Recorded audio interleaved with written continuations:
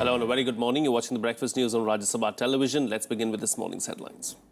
Rahul Gandhi to kickstart Congress campaign in Bihar with the rally in West Champaram. Grand Alliance partners Nitish and Lalu to skip event. Death toll due to dengue in the national capital rises to 20. Overnight rains increase rise of rapid spread of the vector-borne disease. Key nations tighten borders. Thousands of migrants hoping to enter Western Europe scattered in the Balkans. Somdev Devvarman stuns world number 40 on day one of the Davis Cup Tennis World Group playoffs, helping India level against Czech Republic.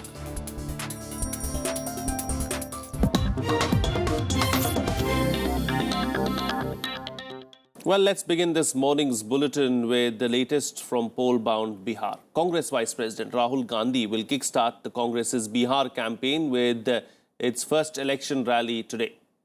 Rahul will address a rally themed Samata and Samarstha at Ramnagar in West Champaran in the afternoon today. But more than this being Rahul's first poll rally in the state, the topic of discussion is Nitish Kumar and Lalu Yadav not attending the rally. While the reason being given for Nitish's absence is that he is busy with the ticket distribution, Lalu Yadav opted out earlier, announcing his son Tejaswi will represent him instead. What's worth noting is that the Grand Alliance of the JDU, the RJD and the Congress that has come together for the Bihar polls and Sonia Gandhi had attended the alliance's Swabhiman rally held in Patna last month. RJD और JDU को इस rally में बुलाया गया है। ये party को तय करना है कि वो अपने किन प्रतिनिधि को भेजेंगे। किसी स्टेज पर भी लालू जी और नीतीश जी उसमें जाएंगे ऐसा तय नहीं हुआ। Now we learn that Nitish Kumar and Lalu Yadav are not going to be there in the rally of Rahul Gandhi. Well, it's obvious in Bihar, Congress is irrelevant now. And having said that, the man who adorns or takes the position of stalling the parliament and take the country for a ride is being taken for a ride. Well, joining me on the phone line from Bihar is our correspondent Vishal Dahiya right now. Vishal, you know, the NDA has its own problems in Bihar, and now even the Grand Alliance seems to have its own issues because, you know, Nitish Kumar and Lalu Prasad Yadav have both decided not to attend Rahul Gandhi's rally in Bihar. Well, you're right. Both the alliances have their own problems in terms of coordination between the alliance partners. And the issues might be a little different with the Grand Alliance than they are with the NDA Alliance. It is in the NDA Alliance, it's mostly on, it was mostly on the seat sharing as to which partner should get how many seats. But as far as Grand Alliance is concerned, let's not forget that, all these three parties were not seeing eye to eye just a few months back, and now they have come together. They have formed an alliance, and they're trying to defend their respective turfs. So obviously these differences were likely to crop up. As far as Rahul Gandhi's rally is concerned, then Rahul was that particular leader who had vehemently opposed one ordinance in case of the politicians whose seats can be forfeited if they're convicted, and then that particular ordinance had an direct bearing upon the political career of Lalu Prasad Yadav, who was convicted in the fodder scam, and from there onwards, things have never sort of improved between these two leaders. Their parties are in alliance right now, so obviously, as part of the political game plan out here, they will have to go and defend that alliance. But with both of them once again not being on the same platform, it's a clear indication that not everything is hunky-dory in this alliance. Indeed. And, Vishal, but how is it going to go down with the voters? Because, all this while, the parties have been trying to put up a united front. But now, of course, two major allies, the leaders of two major parties, have decided to boycott or rather just stay away from this rally as such. So how is it going to go down with the voters? Well, obviously, there will be, talks in the voters, and this is rather we've been traveling in those specific districts which are going to polls on 12th of October in the first phase. So one of the topics which is rather under hot discussion at every corner or wherever 10 to 15 people are sitting and discussing about the elections is the very fact that this particular alliance, that's the Grand Alliance, is sort of a combination of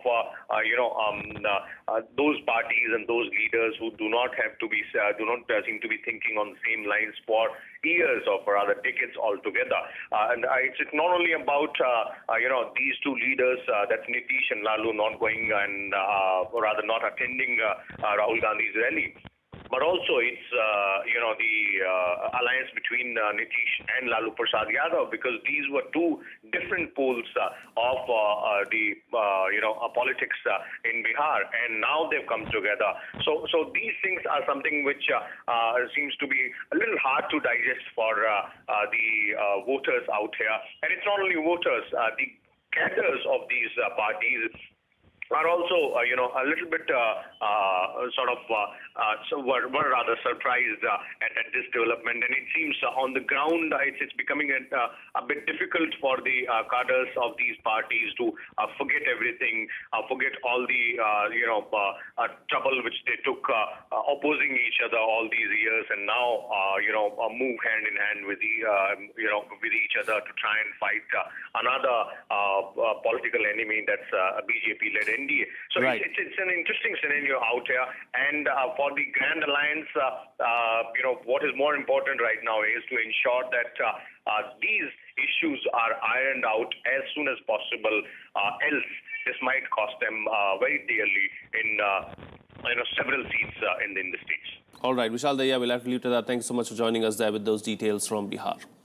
Now, NDA allies LJP and HAMS declared their first list of candidates for the Bihar Assembly polls. While the LJP list contains 12 names, including that of party chief Ramvilas Paswan's brother and nephew, the HAMS has announced 13 names. Part of the third front in Bihar, the NCP leaders also held a meeting to decide its candidates. They are expected to make an announcement today. Here's more. Days after sulking over the NDA's seat-sharing deal, the Lok Janshakti Party has declared its first list of candidates for the Bihar Assembly elections. Declaring the first list, the party's parliamentary board chairman and Ramvilas Paswan's son, Chirag Paswan, admitted there was a consensus with NDA allies only on 29 of the 40 seats. Talks are underway to finalize the remaining 11 seats, which the party will contest. The seats for which LJP declared its candidates are spread over different phases.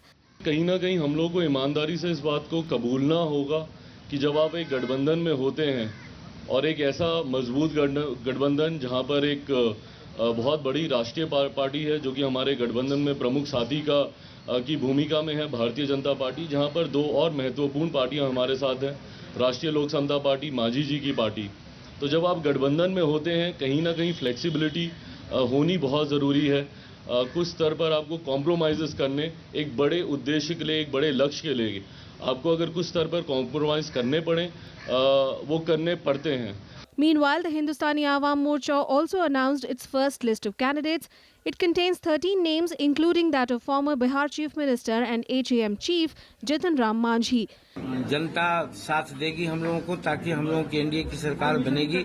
23 माने में भाजपा के हमारे साथी और नेतृत्व ज्यादा हमसे ज्यादा सोचते हैं, और उस लाइन पर जो हमारे लिए ईयर मार्क किए हैं उसको हम मानते हैं। The LJP had earlier voiced concerns that HAM and RLSP had been given a better deal in terms of seat sharing, which was disproportionate to their political strength in the state. But the concerns seem to have been addressed for now. Bureau Report, Rajya Sabha TV. Well, it is a sorry state of affairs for BD workers in Jamui district in Bihar. Being the to-go destination for cheapest labor in the country for the BD industry, people here are being exploited. With very little opportunities for employment in the district, women in most houses are employed as BD workers, risking their health to run their families. These women spend the better part of their days rolling BDs. They earn anywhere between 40 to 60 rupees a day for rolling nearly 1,000 BDs. Jamui district offers the cheapest labor when it comes to the BD industry in the country. Beedi factories have long shut shop in Jamui, but even then, beedi companies prefer this destination for cheap labor.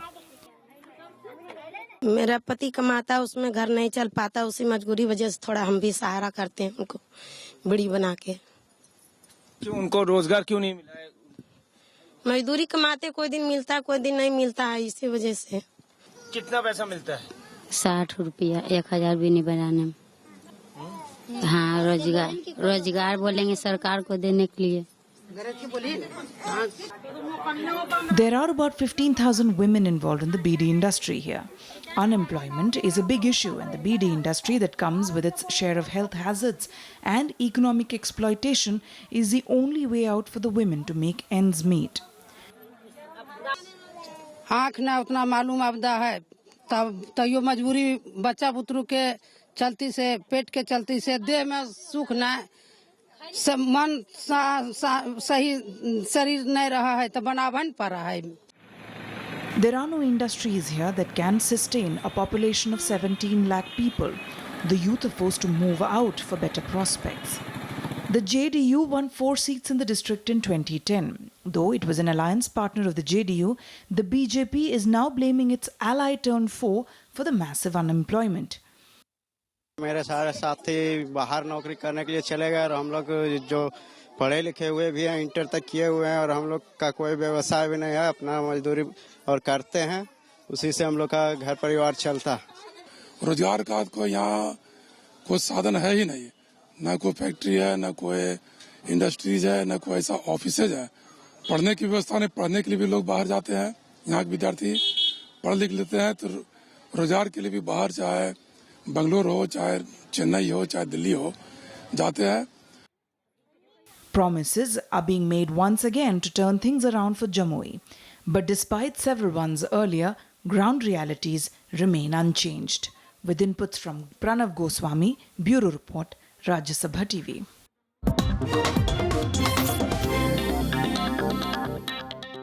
Well, from pole-bound Bihar, let's shift our focus to Delhi now, where the health crisis in the national capital is deteriorating with every passing day. The dengue death toll has risen to 20. While months after the monsoons are considered to see a sharp rise in dengue cases, situation could worsen this year as rain makes a comeback in Delhi. While the Met Department has predicted rainfall to continue over the weekend, it is advisable to take precautions such as not allowing water to remain stagnant in the area to prevent dengue cases to rise. 4 more people succumbed to dengue in the capital, taking the death toll to 20. In a meeting chaired by Chief Minister Arvind Kejriwal, the government approved 795 additional beds in 48 private hospitals to manage the heavy rush of patients affected by the virus. Kejriwal also inspected 2 Delhi hospitals to take stock of the dengue preparedness and reached out to the opposition parties seeking their suggestion to deal with the crisis.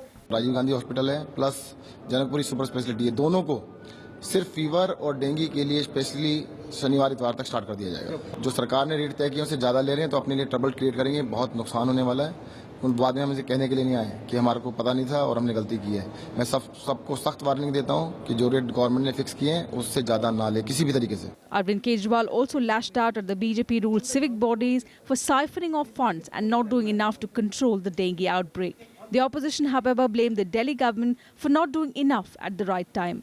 Kejriwal साहब काम तो करते नहीं उनको दूसरों पे इल्जाम लगाना ब्लेम करना इसके अलावा कोई काम आता नहीं मैं उनसे एक प्रश्न सीधा पूछ रहा हूँ 11 सितंबर तक केजरीवाल साहब क्या कर रहे थे पिछले 1 महीने तक दूसरों के चुनाव के अलावा उन्होंने कोई और काम किया दिल्ली सरकार ने कोई कदम नहीं उठाए जिससे डेंगू से इलाज हो सके या बचा जा सके और रेट और तय कर दिए टेस्ट करने के जो कि इनको मुफ्त में करना चाहिए था The dengue situation could worsen as Delhi witnessed overnight rainfall. The rain spells are likely to aggravate conditions conducive to mosquito breeding. According to the Met Department, thunderstorms are likely to lash Delhi for the next 3-4 days. Bureau Report, Rajya Sabha TV.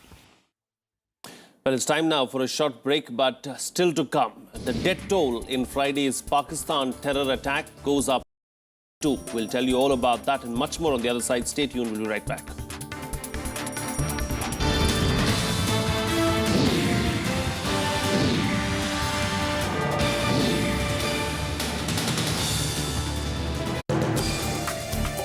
Today we bring to you the Waqf Properties Eviction of Unauthorized Occupants Bill 2014.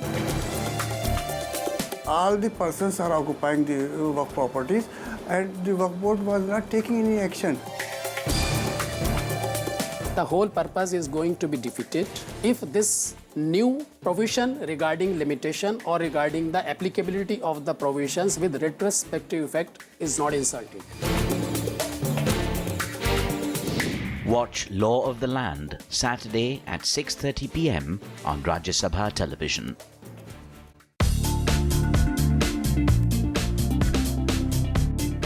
Actually, nanomaterials first things came for general public. It came in luxury goods, sporting goods, and cosmetics. For example, nano titanium dioxide is used in sunscreen. There are certain niche areas where India can do very well. For example, in fine nanoparticles in chemicals. For a big country like India, the amount of money to science is not sufficient. Watch Eureka with Professor Ashok K. Ganguly, Director, Institute of Nanoscience and Technology, Mohali, on Rajya Sabha television.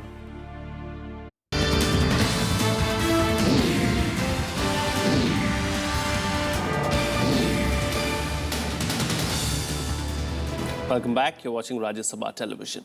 Well, Vice President Mohammad Hamid Ansari has wrapped up his 4-day trip to Cambodia and Laos People's Democratic Republic. The Vice President held talks with the top leadership of the two countries to bolster India's economic engagement with the ASEAN region. On the last day of his visit, important MOUs were signed between India and Laos, focusing mainly on strengthening economic and commercial ties. They remember with gratitude the fact that long time back, 60 years ago, India here in Laos stood by them, participated in the International Commission. In fact, the chair was given to India. So they were happy with the way we conducted ourselves on that international mission. Since then, bilateral relations have been very good. A grand welcome for Vice President Mohammad Hamid Ansari at the Presidential Palace in Vientiane, the capital of Laos. This is the first visit to the country by an Indian Vice President. Giving a push to India's Act East policy, Vice President Ansari emphasized the importance of developing trade, political and economic ties between India and Laos. Look, East policy is not sufficient. It has to be an Act East policy. And as part of that endeavor, we are actively, consciously building our linkages, political linkages, economic linkages, trade linkages, above all, retaining and reviving cultural linkages which go back a very long time. The two sides held delegation-level talks followed by the signing of two important memoranda of understanding. One agreement relates to air connectivity, while the second one was about infrastructure-related quick impact projects. At present, the volume of trade between Laos and India is to the tune of just $89.2 million, which is not reflective of India's potential. The Vice President conveyed that Laos had geared itself well economically to take into account the coming into force of the ASEAN Economic Community by the end of this year, and that they would be assuming the chairmanship of ASEAN in 2016. India was fully supportive of this. The Vice President also called upon the President and Prime Minister of Laos, assuring them of India's commitment to developing bilateral ties. One of the few last engagements of the Vice President was a visit to the Soldiers' Monument, Pathat Luang. Hamid Ansari's visit to Cambodia and Laos has reaffirmed India's commitment to its Act East policy. People on both sides of the borders are now hopeful that commercial and economic ties will boost, resulting in India's greater influence in the ASEAN community. With video journalist Anirban, this is Neelu Vyas reporting from Vientiane, Laos PDR for RSTV. Well, joining me for a chat this morning to talk about the Vice President's two-nation visit is Suresh K. Goel, former ambassador. Ambassador, good morning. Thank you for joining us on the program. What do you believe are the key takeaways as far as the Vice President's visit to Cambodia and Laos are concerned? I think in terms of the importance of the visit and the outcome, connectivity is one of the most important factors. Of course, the cultural traditions, the background, Angkor Wat in Cambodia and Wat Pho in Laos, etc., they clearly establish the presence of the Indian cultural connectivity over a period of more than 1 millennium. But in the modern context, we must remember that Laos and Cambodia, they form a very important part of the connectivity projects, the infrastructure projects from India up to Vietnam and up to China. Therefore, I think connectivity and infrastructure development, including roads and railways in Laos and Cambodia, would be one of the most important takeaways from the visit. And how does it impact, India's reach out policy as far, rather, move out and look, the Prime Minister first did it. He went ahead and met all his Southeast Asian neighbors, and now it's the Vice President who's gone there. So as far as the government's Far East policy is concerned, what kind of an impact is it really going to have? It's going to make a huge impact. In fact, as I think the reporter mentioned, it has been no Vice President has ever visited Laos or Cambodia, and the only visits to the two countries, which are very important part of the CLMV connectivity from India, have been at the level of multilateral visits. There has been no bilateral visit so far. So clearly, and also we must remember that in Indochina, Cambodia and Laos are two countries which practically look at India as their spiritual guru. So in that context, the visit of the Indian Vice President is going to make a deep impact, is going to be very, very beneficial in establishing those connections with the leadership there in terms of understanding what India can do in the two countries to promote their own bilateral relations and interests. So the impact is going to be very, very huge. In fact, I remember when I was in Laos till 2010, I had been advocating a visit at a high level. Unfortunately, because of the commitments elsewhere, it could never take place. So therefore, I'm very, very delighted that finally the visit has taken place. All right, Ambassador, we'll have to leave to that. Thank you so much for joining us on the program this morning and putting things into perspective for us as far as the Vice President's two-nation visit is concerned. Now, on to the migrant crisis in Europe. As key nations tighten their borders, thousands of migrants and asylum seekers hoping to enter Western Europe are now bottled up in the Balkan countries of Croatia and Slovenia, but exceptionally ill-prepared to handle such a huge crisis. Both countries have now reversed their open-door policy, leaving thousands of migrants stranded. Here's more. Scores of these migrants fled their countries in the wake of sporadic violence and unrest, hoping to find a better life in Europe. But amid deep division among the EU countries over how to deal with the influx, waves of migrants are now being shunted from one border to another. Days after Hungary sealed its borders with Serbia to stop the migrants' influx, other countries are following suit. Croatia being the latest. The Croatian government reversed its open-door policy after 17,000 arrivals since Wednesday. U 2 dana u Hrvatsku ušlo više od 13.000 ljudi. Jedan mali broj ljudi je izašao. Mi to ne možemo kontrolirati. Međutim, ne možemo ih više niti udomljavati. Croatia is now sending thousands of migrants northwards towards Hungary and Slovenia. The Hungarian police seized one train on Friday carrying nearly 1,000 migrants being escorted by the Croatian police. This has angered the Hungarian government, following which the country is now building a fence on its Croatia. Regisztráció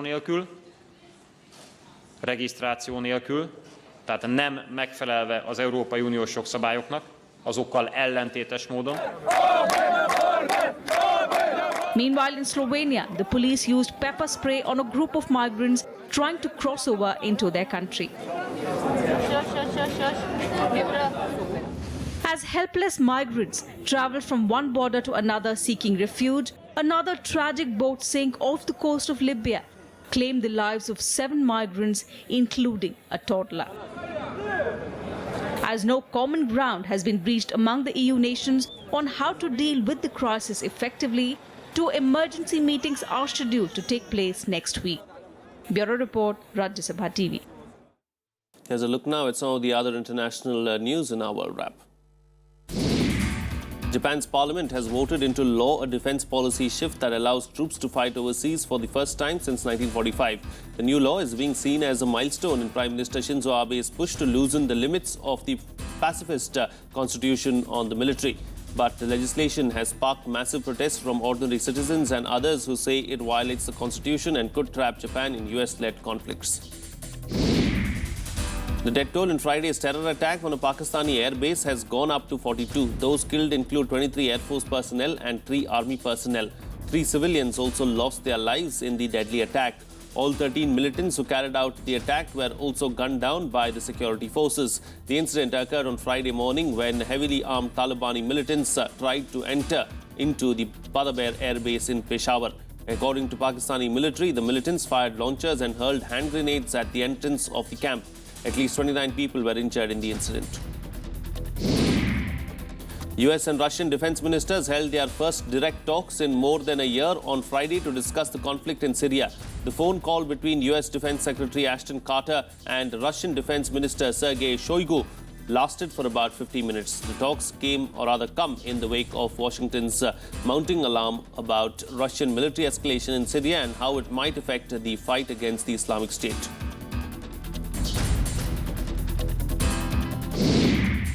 US President Barack Obama has nominated Eric Fanning as the next Army Secretary, paving the way for the first openly gay leader of a military service branch in US history. Fanning has been active in gay rights and served on the board of the Gay and Lesbian Victory Fund, a group that aims to increase the number of openly LGBT officials at all levels of government.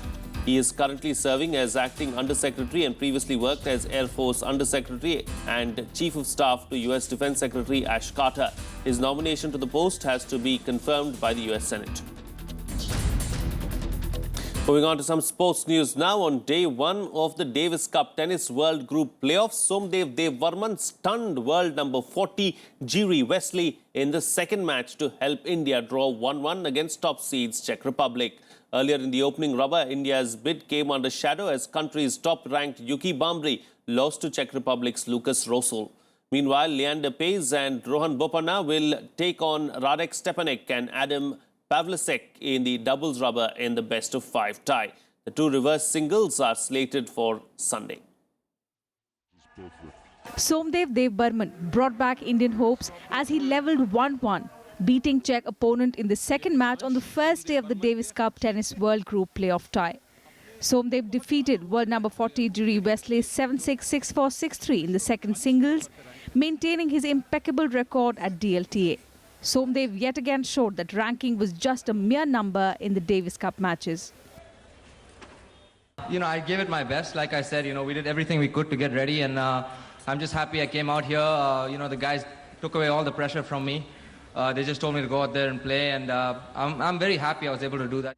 In the opening rubber, India's top-ranked Yuki Bambri lost 2-6, 1-6, 5-7 against world number 85 Lukas Rosol in straight sets in 1 hour and 55 minutes.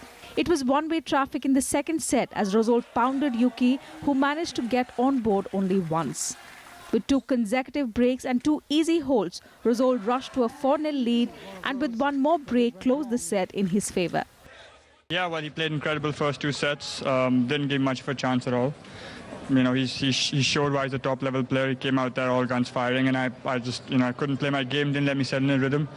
Meanwhile, Leander Paes and Rohan Bopanna will open their doubles campaign today. The pair will take on Radek Stepanek and Adam Pavlicek in the doubles rubber in the best-of-5 tie. The 2 reverse singles are slated for Sunday. Bureau Report, Rajya Sabha TV. Well, Indian shuttler Ajay Jayaram reached the men's singles semi-finals of the Korean Open Super Series badminton tournament in Seoul. India's lone survivor at the Korean Open, Jayaram went into the match with a 1-2 head-to-head record and eked out a 21-19, 16-21, 21-16 win over world number 26 Japan's Sho Sasaki in the quarterfinal clash that lasted 1 hour and 5 minutes. The Dutch Open winner, Jayaram, showed tremendous grit as he fought back from 3-11 down in the first game to claw back with an 8-point burst, and even though Sasaki once again marched ahead and held his lead till 19-17. Jairam sealed the opening game by reeling off another 4 points on the trot. Jairam will next take on Chinese Taipei's Chao Tian-chen. Jairam had reached the semi-finals of the Malaysia Masters Grand Prix Gold, Swiss Open Grand Prix Gold and Russian Open Grand Prix Gold this season. That's it on this edition of the Breakfast News. Have a nice day.